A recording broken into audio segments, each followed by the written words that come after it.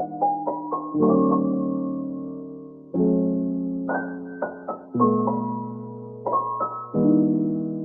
down for this?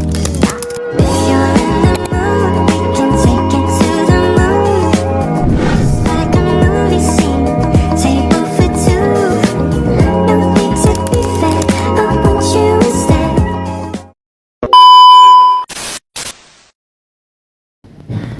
Assalamualaikum warahmatullahi wabarakatuh. Waalaikumsalam warahmatullahi wabarakatuh. Selamat pagi, sehat semuanya? Alhamdulillah, luar biasa. Allahu Akbar. Ya Allah, semangat ya belajar pagi ini. Tadi belajar apa pagi tadi? Boleh ketua kelasnya dipimpin dulu, Pak Syauki? Istahidu Kiyama Takdim salam. Assalamualaikum warahmatullahi wabarakatuh. Waalaikumsalam warahmatullahi wabarakatuh. Jadi itu. Ibu absen dulu ya. Ada yang nggak masuk hari ini? Adik semua.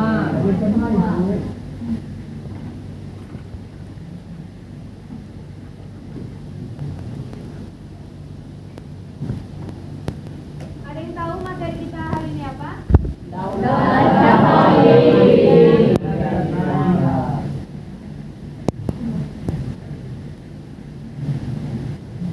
Nah, di sini Ibu bakal menjelaskan tentang sejarah kebudayaan Islam, terutama tentang Daulah Safawi. Sebelum Ibu bahas, ada yang tahu nggak kemajuan Daulah Safawi? Ada yang tahu? Nggak? Kalau gitu Ibu jelasin ya. Kemajuan peradaban Islam pada Daulah Safawi. Pencapaian Daulah Safawi tidak hanya dalam bidang politik. Jadi, dalam bidang yang lain, misalnya bidang yang signifikan, lahirnya para ilmuwan dan arsitek pada zaman itu juga berpengaruh besar terhadap karya-karya yang diciptakan sehingga menjadi momentum-momentum penting dalam perjalanan Daulah Safawi. Nah, jadi bisa kita lihat dari pencapaian Daulah Safawi itu bukan hanya bidang politik, ada juga bidang yang signifikan dengan sejarah lahirnya para ilmuwan atau arsitek. Dan ilmuwan dan arsitek itu juga berpengaruh besar dalam momentum sejarah Islam pada zaman dulu. Nah, pilar-pilar kemajuan tersebut sampai sekarang masih banyak yang bisa disaksikan dan menjadi destinasi wisata internasional. Ada yang tahu contohnya apa?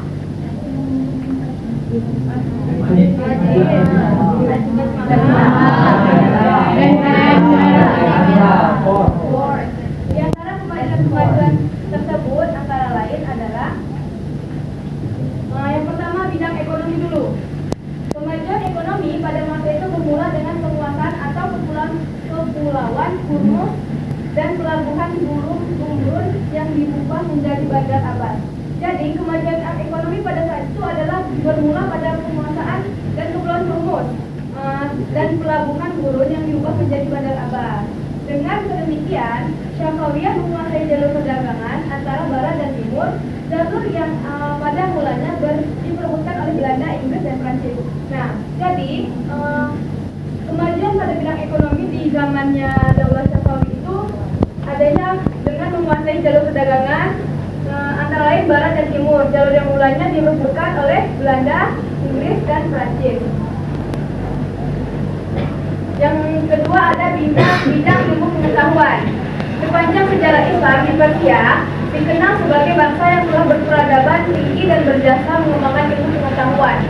Oleh karenanya, tidaklah mengherankan apabila pada masa Daulah Safawi tradisi keilmuan terus berkembang dengan baik. Seperti yang kita rasakan pada saat ini, mungkin yang kita rasakan belajar di kelas, menggunakan media, ini juga bisa jadi tentang kemajuan Daulah Safawi dulu di bidang ilmu pengetahuan. Karena kan ini sudah dijelaskan bahwa Daulah Safawi itu tradisi keilmuan terus berkembang dengan baik. Bisa jadi juga berkembangnya dengan sampai sekarang. Yang terakhir ada bidang pembangunan seni dan fisik. Ada yang tahu? Tidak. Para pemimpin Daulah Syafawi telah mengubah wajah Isfahan yang merupakan pusat pemerintahan menjadi kota yang sangat indah. Isfahan merupakan kota berdiri bangunan-bangunan yang megah seperti masjid, rumah sakit, sekolah-sekolah, jembatan raksasa yang di atas Dendarut dan istana Kilit satu. Nah, bidang pembangunan seni dan musik itu yang kalian sebutkan tadi, contohnya masjid kan? Nah, di sini dijelaskan bahwa para pemimpin Daulah Syafawi itu telah mengembangkan Isfahan dengan berbentuk seperti bangunan-bangunan megah seperti masjid, rumah sakit, sekolah. Ketika Agha I wafat, di Isfahan terdapat 162 masjid, 80 akademi, 1.802 penginapan, dan 273 pemandian umum. Dalam bidang seni, arsitektur bangunan-bangunannya yaitu yang terlihat pada Masjid Shah dan Masjid Syekh Allah. Unsur seni lainnya juga terlihat pada kerajinan tangan, keramik, permadani, karpet, pakaian, tembikar, dan lain-lain. Jadi, ketika Daulah Syafawi mengembangkan seni dan fisik itu bukan hanya tentang pembangunan masjid, terus rumah sakit, sekolah-sekolah, tetapi juga mengembangkan secara seni. Contohnya kerajinan tangan, keramik, permadani, karpet, pakaian. Bisa kalian lihat sendiri. Nah, di sini kita bahas kemunduran peradaban Islam pada zaman Daulah Syafawi. Ketika kita udah bahas yang kemajuan. Nah, udah paham semua? Kalau sudah paham semua, ibu lanjut ke kemunduran. Langsung saja, setelah mangkatnya Khalifah Abbas I, Daulah Syafawi berturut-turut diperintah oleh 6 khalifah. Yang pertama, boleh dibacakan Amanda? Oke, jadi kemunduran peradaban Islam pada Daulah Syafawi yaitu setelah mangkatnya Khalifah Abbas I. Daulah Syafawi berturut-turut diperintah oleh 6 khalifah, yaitu Safi Mirza pada tahun 1628 sampai 1642 Masehi, Abbas II 1642 sampai 1667 Masehi, Sulaiman 1667 sampai 1694 Masehi, Husain 1694 sampai 1722 Masehi, Ahmad II 1722 sampai 1732 Masehi, dan Abbas III 1733 sampai 1736 Masehi. Terima kasih ya. Nah, di sini bisa kita lihat ada beberapa khalifah yang dipimpin oleh Daulah Syafawi. Pada masa pemimpin-pemimpin tersebut, kondisi Daulah Syafawi tidak menunjukkan kemajuan dan perkembangan, tetapi juga memperlihatkan kemunduran yang akhirnya membawa pada kehancuran. Jadi, dilihat dari para sejarah para pemimpin ini, ke Daulah Syafawi itu tidak menunjukkan kemajuan, malah kurangnya berkembang. Karena dia seorang pemimpin yang lemah dan sangat kejam terhadap pembesar daulah. Salah satu wilayah kekuasaan Daulah Syafawi lepas ke penguasa daulah lain. Contohnya kota Kandahar diduduki oleh Daulah Mughal yang ketika itu dipemerintah oleh Sultan Shah Jahan. Sementara Baghdad direbut oleh Daulah Utsmani. Abbas kedua suka minum minuman keras sehingga ia jatuh sakit dan meninggal. Sebagaimana Abbas kedua, Sulaiman juga seorang pemabuk. Ia bertindak kejam terhadap para pembesar yang dicurigai. Akibatnya rakyat bersikap masa bodoh terhadap mereka. Nah, jadi kemunduran Daulah Syafawi ini bisa dibilang sangat bagaimana ya? Karena pemimpinnya, kita bisa lihat kan di sini saja Abbas kedua suka minum keras, terus ini juga Sulaiman juga seorang pemabuk. Jadi gimana nggak mengalami kemunduran Daulah Syafawi pada zaman itu? Lanjut. Pemberontakan terjadi pertama kali tahun 1709 Masehi dilakukan oleh bangsa Afgan di bawah pimpinan Mir Faiz yang berhasil merebut wilayah Kandahar. Dengan pengakuan ini, Mir Mahmud makin leluasa bergerak sehingga tahun 1721 Masehi ia merebut Kirman dan tak lama kemudian ia menyerang Isfahan. Masa saya menyerang tanpa syarat. Nah, jadi pada tahun 1721 Masehi ini Isfahan itu direbut oleh Kirman dan tak lama itu menyerang Isfahan dengan memaksa Syah Husain menyerahkan tanpa syarat. Pada tanggal 12 Oktober, Syah Husain menyerahkan dan tanggal 25 Oktober bin Mahmud memasuki kota Isfahan dengan penuh kemenangan.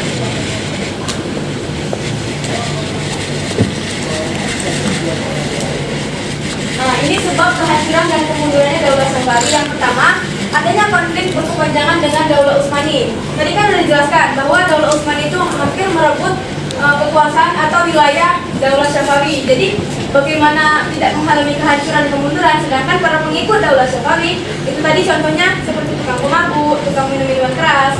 Yang kedua, terjadinya dekandensi moral yang melanda sebagian pemimpin Daulah Safawi yang juga ikut mempercepat kehancuran Daulah Safawi. Nah, bukan Daulah Utsmani saja yang menghancurkan, tetapi ada juga dekadensi moral yang ikut serta dengan cepat menghancurkan Daulah Safawi. Yang ketiga, pasukan ghulah atau budak-budak yang dibentuk oleh Abbas. Satu, ternyata tidak memiliki semangat juang yang tinggi seperti semangat juang Hizib Bas. Nah, jadi Abbas satu itu kan para pengikutnya Daulah Safawi. Nah, sedangkan Abbas satu ini kayak mempunyai anak buah, tetapi anak buah itu tidak ada semangat juang yang tinggi untuk seperti juang Hizib. Yang terakhir, seringnya terjadi konflik intern dalam bentuk perebutan kekuasaan di kalangan. Jadi zaman dulu itu sangat kayak wilayah itu sangat sering diperebutkan, apalagi wilayah kita yang Indonesia ini, karena wilayah kita kan termasuk wilayah yang banyak sumber daya. Ada yang mau ditanyakan sebelum ibu kasih soal? Ya, udah paham semua? Udah paham semua? Ini ibu ada tugas. Boleh? Ini kelompok 1 ya. Ini kelompok 2, ini kelompok 3, ini kelompok 4. Yang nomor 5 ini tulisan. Jadi yang nomor 1 silahkan.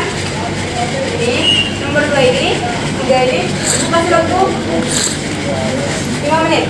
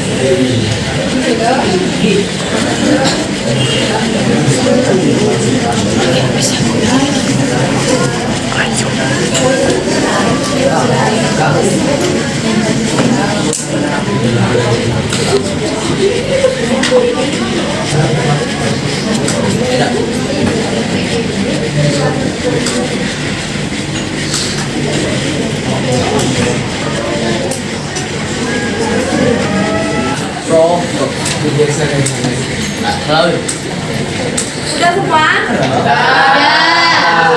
Coba kelompok 1 dulu, kita dengar dulu. Yang lain dia. Baik, saya perwakilan dari kelompok 1 akan menjelaskan tentang latar belakang berdirinya dan ideologi Syiah Imam 12. Jadi, latar belakang berdirinya Daulah Syafawiyah yaitu pertama kali didirikan pada tahun 1501 oleh Ismail I di Persia atau Iran. Nah, bermula dari tarekat Syafawiyah yang didirikan oleh Syekh Safiuddin An-Nadir. Gerakan ini awalnya seni namun berubah menjadi Cina untuk memperkuat identitas politik dan agama. Dengan adanya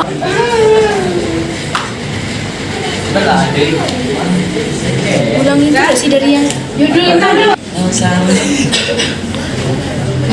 Udah semua? Kalau gitu coba kelompok 2 dulu deh. Baik, jadi saya perwakilan dari kelompok 2. Jadi pertanyaannya yaitu para pemimpin utama seperti Ismail I, Rahmat I, Abbas I, dan Nadir Shah yaitu yang pertama peran Ismail I. Nah, peran Ismail I ini berdiri dinasti Safawi dan mengubah Persia menjadi kerajaan Syiah. Lalu yang kedua menyatukan berbagai wilayah Syiah di bawah satu kekuasaan, dan yang ketiga membangun identitas nasional Persia. Terus kalau untuk peran pemimpin Rahmat I yaitu memperkuat dinasti Safawi Lalu yang perang abad 1 yaitu masa dinasti Syafawi. Lalu untuk Nadir Shah yaitu menaklukkan wilayah besar termasuk India. Seperti itu. Terima kasih. Tepuk tangan dulu. Jawaban analisis dari kelompok 4. Ayo perwakilan.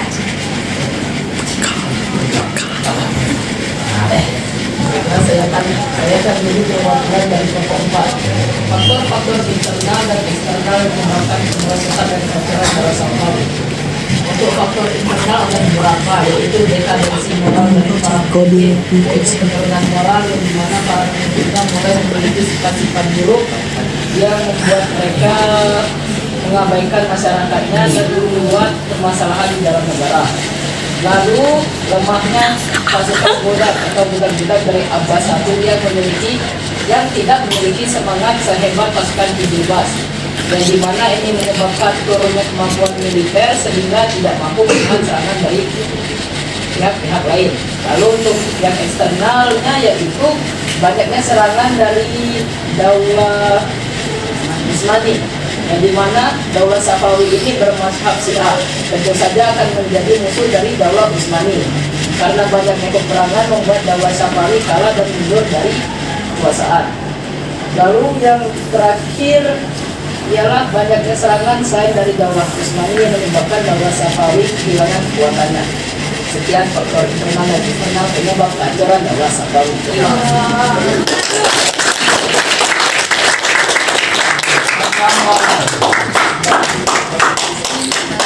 Jadi saya akan menjelaskan tentang latar belakang berdirinya dan ideologi Syiah Imam 12.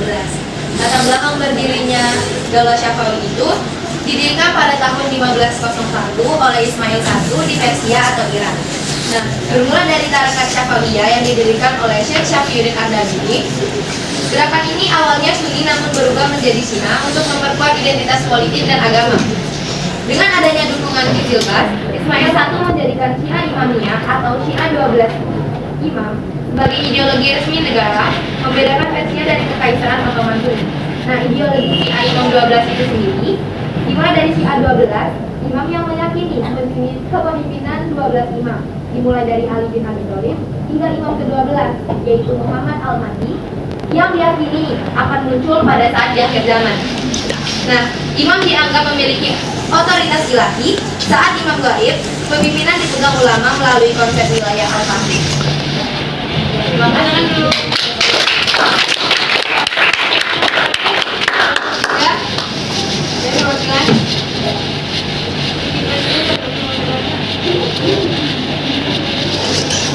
Jadi saya perwakilan dari kelompok 3 ngomong kami terkait pengaruh Daulah Syafawi terhadap perkembangan politik, sosial, budaya, dan ekonomi di Indonesia.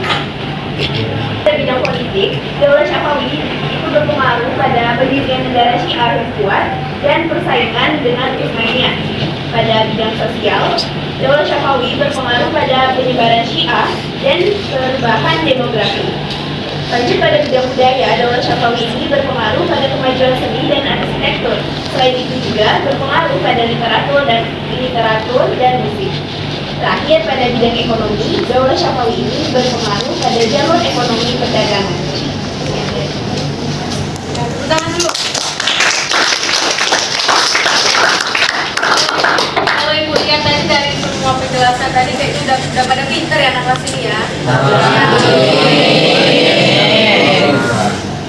Sampai sini udah pada paham semua tentang sejarah dan sudah. Ada yang ingin ditanyakan? Kalau gitu ibu langsung tutup aja ya. Pelajaran selanjutnya kalian belajar sama siapa? Bisa. Ibu yang udah. Kalau gitu ibu tutup ya. Assalamualaikum warahmatullahi wabarakatuh. Waalaikumsalam warahmatullahi wabarakatuh.